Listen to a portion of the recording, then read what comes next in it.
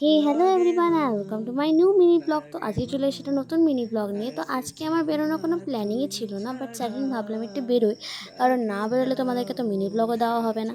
তাই sudden ready হয়ে নিলাম হঠাৎ করেই। তো রেডি হয়ে এখন জাস্ট একটু রেডি হয়ে নেবো ঠিকঠাক টুকটাক, দেখি কোথায় যাওয়া যায়। ভাবছি একটু মানকড়ার দিকে যাবো, অনেকদিন ওই সাইডটা যাওয়া হয়নি। আর আমাদের তো খুব একটা বেড়ানোও হয় না, এই স্কুটিটা কেনার পর থেকে যা একটু বেরোচ্ছি, তাছাড়া এমনি টাইমে বেড়ানোই হতো না। তো এই যে ঝটপট ক্রিমটা মেখে এবার একটু ফেস পাউডার লাগিয়ে জাস্ট হালকা একটু টাচআপ দিয়ে বেরিয়ে পড়বো, কারণ অনেক সন্ধ্যা হয়ে গেছে। সে কালকের মতো না আবার দেরি হয়ে যাবে, তখন রাত হয়ে যাবে। এমনিও মনে হয় রাতই হয়ে যাবে, কারণ বেড়াতে বেড়াতে আমার সেই 6টাই বাজবে। তো এখন জাস্ট রেডি হচ্ছি, একটু লিপস্টিক লাগিয়ে নিচ্ছি আয়না দেখে, কারণ কালকে লিপস্টিকটা একটু যদি দেখে গেছিলো পড়তে গিয়ে। আজকে আয়না দেখে লিপস্টিক পরেছি, ওই জন্য একটু ভুল হয়নি। তো এই যে সেই আমার নিউড শেড বানানোর টেকনিক, হালকা নিউড শেড দিয়ে রেড শেড দিয়ে সেটাকে পিঙ্কিশ বানানো। তো আমার পিঙ্কিশ রেড নিউড লিপস্টিক বানানো হয়ে গেছে।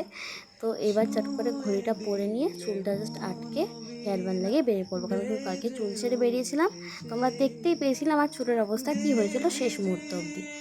তো এই যে চুলটা জাস্ট একটু আঁচড়ে নেবো, কারণ আঁচড়লে চুলে প্রচণ্ড জট লেগে আছে। তো আঁচড়ে নিয়ে একটা হেয়ার ব্যান্ড লাগিয়ে নেবো।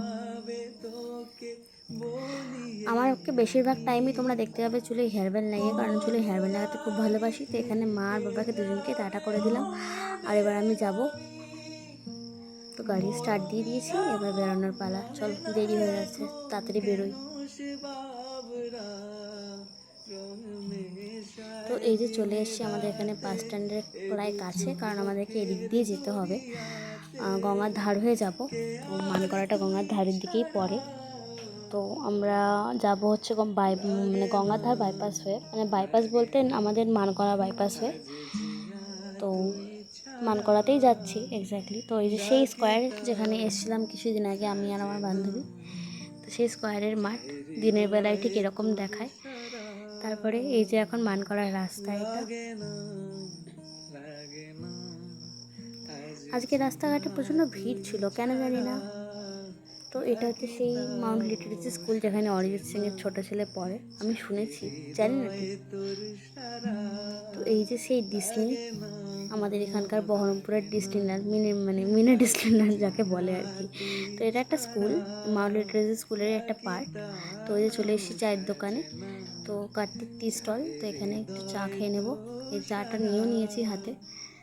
এই যে চা, তো চা খেয়ে ভাবছি একটা চিপসও কিনে দিতে বলবো, দিয়ে চিপস নিয়ে বেরিয়ে যাবো। তো এই যে চিপস নিয়ে নিয়েছি পটেটো ক্র্যাকার, এটা আমার খুব ভালো লাগে। এটা সেই প্রাণের পটেটো ক্র্যাকার, যেটা বাংলাদেশি ব্র্যান্ড আমাদের বলে। তো এখন এটা নিয়ে বেরিয়ে পড়ছি বাড়ির উদ্দেশ্যে।